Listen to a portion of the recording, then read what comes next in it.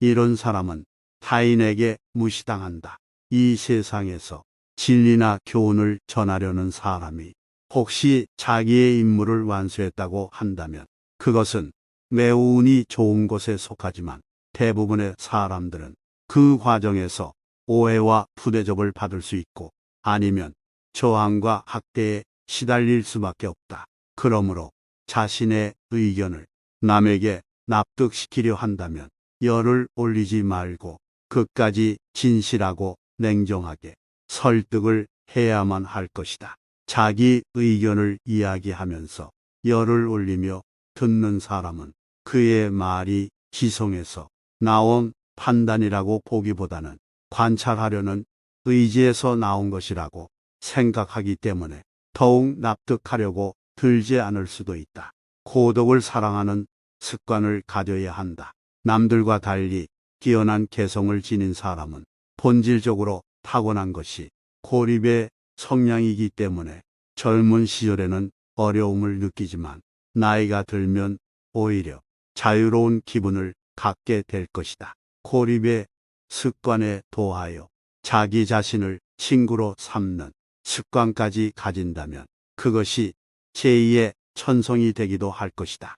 젊은 시절에는 고독을 사랑하는 습관을 어렵게 가질 수 있었다면 이제는 그런 마음이 아주 편안하고 간단한 것들이 될 수 있다. 말하자면 즉 고독한 마음은 마치 물을 만난 물고기처럼 아주 자연스럽게 되는 것이다.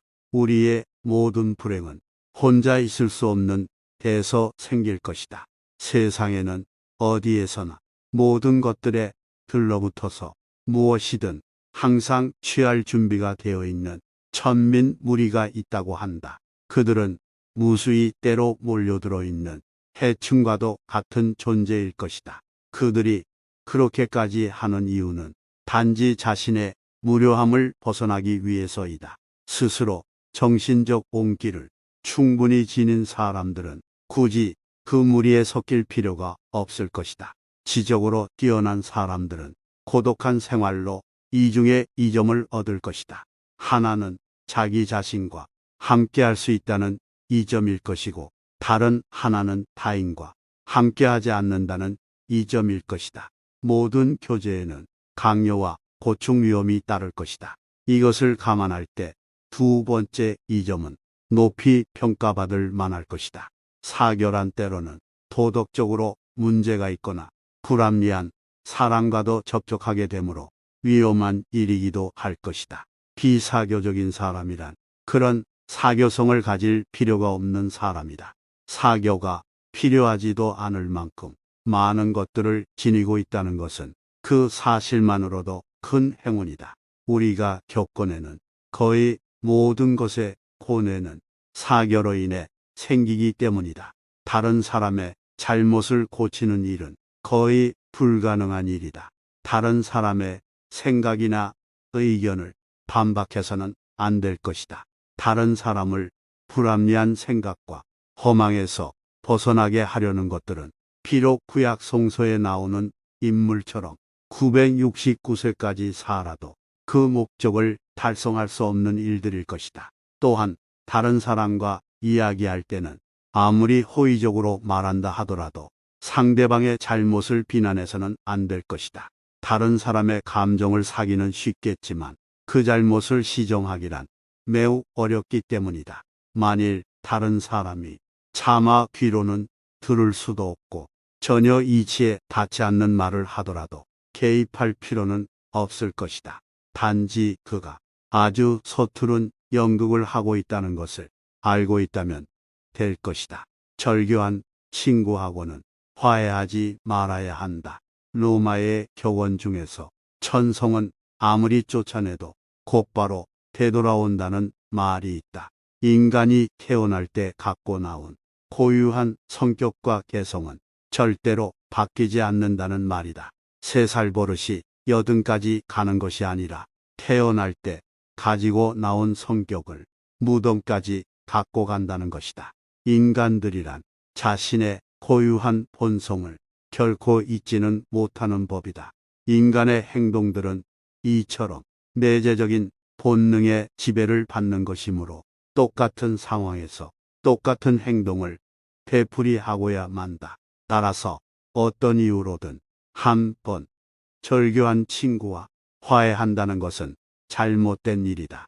그 친구는 훗날 같은 상황에서 같은 본능을 되풀이하게 되기 때문이다. 그때까지 가서 그럴 줄 몰랐었다라고 말한다거나 배신자라고 비난해야 소용없을 것이다.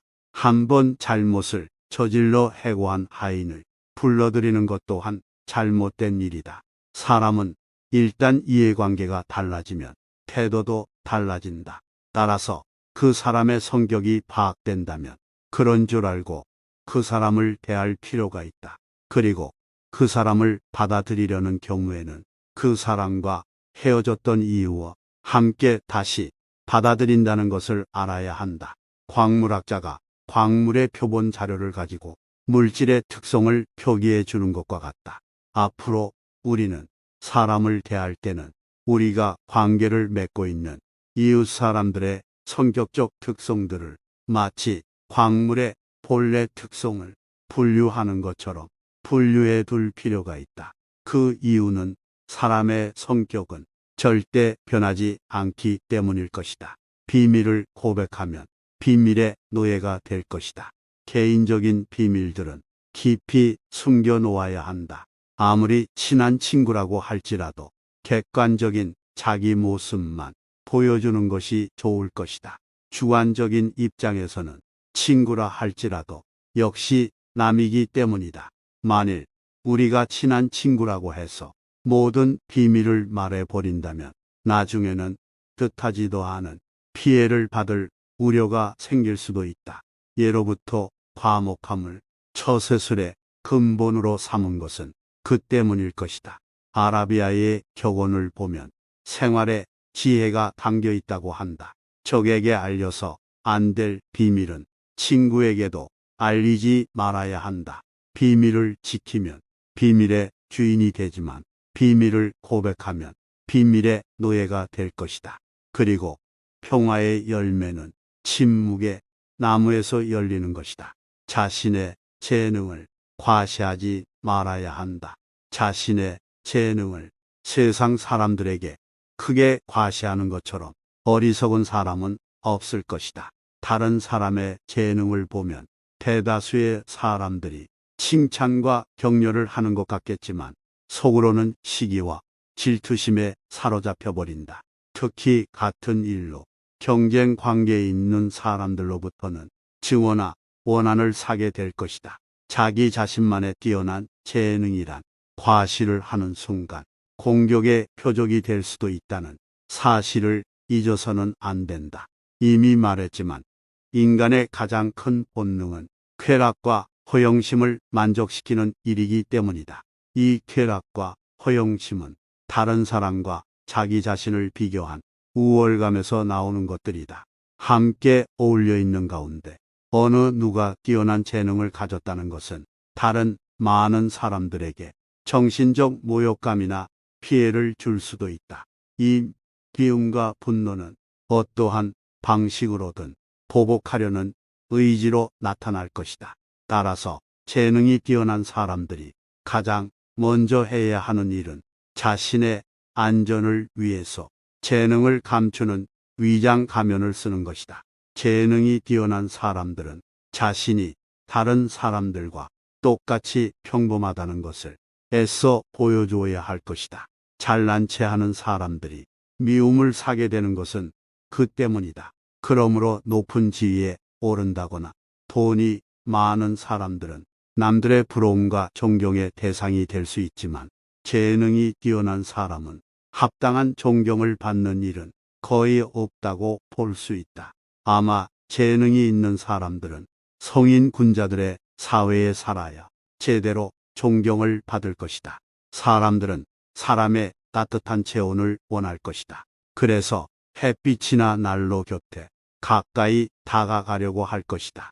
이런 현상들은 본능적인 충동과도 같기 때문에 사람들은 자기에게 기쁨을 주는 사람과 만나려고 하는 본능이 있다. 그런 사람이란 누구일까?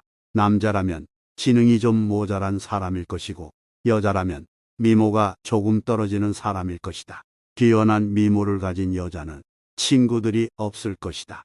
누가 뛰어난 미모를 가진 여자와 어깨를 나란히 하고 가려고 할 수 있을까? 하지만 조금 못생긴 여자들 곁에는 미인 친구들이 많을 수 있다. 특히 못생긴 여자가 지위나 신분이 높은 경우에는 더더욱 크게 환영을 받을 것이다. 남자 역시 머리가 뛰어난 천재에게는 사람들이 모여들지 않을 수 있다. 이렇게 남자들은 좀 바보같이 보여야 하고 여자도 외모가 조금 떨어져 보여야 다른 사람들이 쉽게 친밀감을 느낄 수 있다. 후회는 자기 자신을 고문하는 짓이다. 조심해서 말 위에 안장을 얹어 놓아야 한다. 그 다음에는 대담하게 말을 몰아야 한다라고 하는 말은 괴테의 격언집에 나온다. 어떤 일을 할 때 일단 그 일을 시작하고 최선을 다하고 난 후에도 실패를 하게 된다면 그 다음은 깨끗이 잊어야 한다. 사람의 일이란 우연과 착오가 늘 곁에 따라다니는 것이다. 우리는 불행한 일을 당하거나 자신이 하는 일이 좌절되었을 때 이렇게 될 줄 몰랐다고 생각하거나 그렇게 하지 않았더라면 이 정도까지는 되지는 않았을 것이다 하고 후회를 하게 된다. 그러나 그렇게 하는 후에는 스스로 자기 자신을 고문하는 일이나 마찬가지인 것이다. 그런 경우에는 이스라엘의 다비드 왕을 본받아야 할 것이다. 다비드 왕은 자신의 어린 왕자가 병들어 누워 있을 때 야훼에게 낫게 해달라고 간절히 기도를 드렸었지만 왕자가 죽자 곧 몸을 일으킨 후에 기분을 전환하여 조금도 회한에 잠기는 일이 없었다고 합니다. 그러나 성격상 좀처럼 체념할 수 없는 사람들이라면 자신의 이성에 호소하여 우리들의 인생이란 결코 숙명적으로 피할 수 없는 운명이 있다는 것을 인정해야 할 것이다. 질투는 부도덕과 불행의 가시를 품고 있다. 질투는 인간의 자연스러운 본능 가운데 하나이기도 하지만 부도덕과 불행의 가시를 품고 있다. 그래서 질투는 옛날부터 우리들의 행복을 가로막는 적이자 죄악으로 간주되어 왔다. 우리는 가능한 질투라는 본능을 우리의 인격에서 잡초처럼 뿌리 뽑아야 할 것이다. 세네카는 자신의 소유에 만족하고 일을 즐기려면 남들과 비교하지 말아야 한다고 말한다. 자기보다 더 잘 살고 더 많이 가진 자를 부러워하고 배 아파하는 사람은 결코 행복해질 수 없다고 말하면서 행복하려면 자기보다 못한 자가 얼마나 많은가를 생각해야 한다고 충고했다. 우리는 항상 위보다 아래를 보고 살아가야 하며 자기보다 행복하다고 여기는 사람이 겉으로 보기에만 그런 것인지 아니면 실제로는 불행을 감추고 사는 것인지도 의심해 봐야 한다. 사람이 자신을 위로하는 가장 빠른 방법은 자기보다 불행한 사람을 찾아보는 것이다.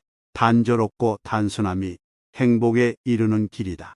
우리를 행복하게 하는 것은 아주 작고 사소한 일을 잘하는 데 있다고 한다. 사소하고 작은 일이란 무엇이 있을까? 누구도 만나지 않고 혼자 책을 보거나 음악을 감상하거나 명상을 즐기고 혹은 마당을 쓸고 꽃을 바라보는 일을 말하는 것일 수 있다. 일상의 평범한 일 그 자체를 말할 것이다.